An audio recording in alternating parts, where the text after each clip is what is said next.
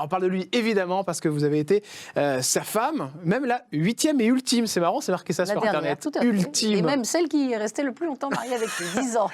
Alors on en parle souvent, mais pourquoi il fascine encore toujours autant Eddie Barclay, Je pense Caroline déjà qu'à l'heure actuelle, on est un peu nostalgique de cette vie, des belles années de Saint-Tropez. Ouais. De la légèreté. C'est vrai que maintenant, je réalise à quel point j'étais chanceuse d'avoir vécu ces 10 ans auprès de lui. Vous regrettez ces années avec les artistes, les Johnny, Carlos, Eddie Mitchell, Charles Aznavour, en fait, qui étaient tous mes témoins de mariage et qu'on voyait très régulièrement à la maison. Tous ces, des photos qui expriment bien Olivier de Kersauzon, qui expriment bien l'ambiance. Des gens spirituels, drôles, intelligents, gentils. Voilà, Liza Minnelli qui venait nous visiter très régulièrement l'été à Saint-Tropez. On avait d'ailleurs mis une étoile à son nom, comme pour beaucoup d'artistes, comme sur Hollywood Boulevard. Et je dois dire qu'avec ce qu'on vit aujourd'hui, je réalise à quel point... c'était sympa quand même. C'était quand même exceptionnel, une vie Mais alors, cette vie-là, Caroline, ce que vous avez eu après d'autres compagnons, vous ne l'avez pas revécu avec les autres? Non, ça n'a pas été la même chose. Eddie Barclay, non, il n'y en a eu qu'un. Oui, mais alors c'est différent. Vous n'avez pas vécu les mêmes choses ou des choses plus sympas? Alors, moi, j'ai gardé quand même quelques éléments de cette vie, à savoir que j'aime beaucoup recevoir. Dans votre entourage aussi, même des amis encore J'aime beaucoup. Oui, Stéphane Collaro est le parrain de ma fille. Je vais le voir d'ailleurs prochainement à Saint-Martin, où il vit depuis plusieurs années. Il va très bien, Stéphane, il est en pleine forme. Et c'est vrai que moi, j'ai gardé ce bonheur d'avoir beaucoup d'amis, de faire des grandes tablées, ce sens de la fête quand même, que j'ai eu beaucoup avec Eddie. Je pense l'avoir gardé. Alors, on a quelle image aujourd'hui d'Eddie Barclay en 2022 ? En 2022, justement, beaucoup les soirées blanches, puisqu'il y en a beaucoup qui en font, mais enfin, le vrai inventeur des soirées blanches, c'est lui.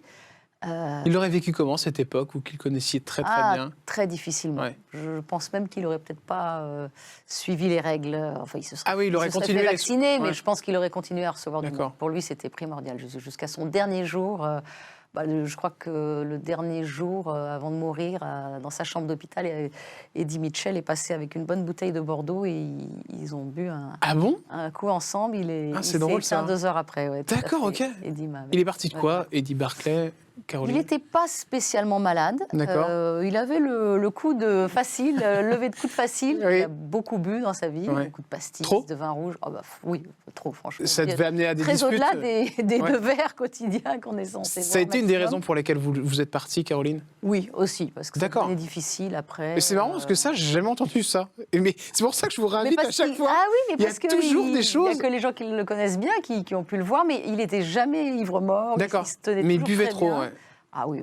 Mais il avait un comportement qui dépassait l'entendement avec vous, du coup Non, pas du tout. Il est toujours resté très, très gentil, très élégant. Mais bon, j'avais peur pour lui, quoi. J'avais pas envie de me réveiller un matin et qu'il tombe. Donc, voilà. Et puis après, moi, j'ai voulu faire ma vie. J'ai commencé à travailler de mon côté et ça lui a pas plu. Il a préféré. Oui, vous m'aviez raconté la dernière fois qu'il supportait pas le fait que vous soyez autonome. Il avait besoin d'une femme qui soit... c'est à l'ancienne. Il avait besoin que sa femme soit à ses côtés 24 heures sur 24. Alors, on parlera de l'argent tout à l'heure, parce que ça fait partie toujours des questions que je pose. Mais ça, c'est pareil. On a toujours l'impression que vous êtes riche parce que vous étiez la femme d'Eddie Barclay, et que forcément, quand on est avec une personne riche, on est riche. Étonnamment, non, pas du tout. Parce que je crois que vous n'aviez pas énormément d'argent en plus. Ça déjà, très correct. Je rectifie. Eddie n'était pas riche lui-même. Il vivait comme un grand milliardaire. Ça, ses amis proches le savent. Mais lui-même n'était pas riche. Il a vendu sa maison de disques en 81.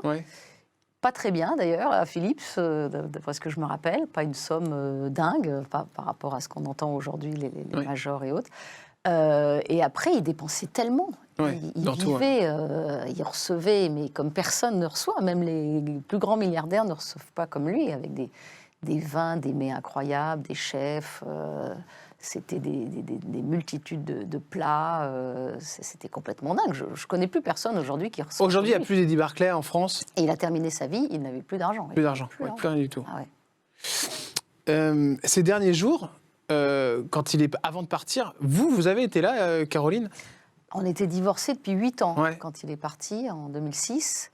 Non, je l'avais revu 3 semaines avant. D'accord. Au marché Poncelet. D'accord. Toute sa vie, il avait adoré aller sur les marchés, voir les établis de fruits et légumes. Il était avec une jeune femme, je ne sais pas si c'était sa dernière compagne. D'accord.